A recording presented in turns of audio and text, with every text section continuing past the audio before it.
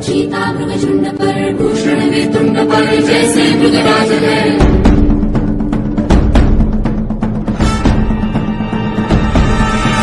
तेजतम अंश पर, कन्यजनी कंस पर, धूमलिच्छ वंश पर,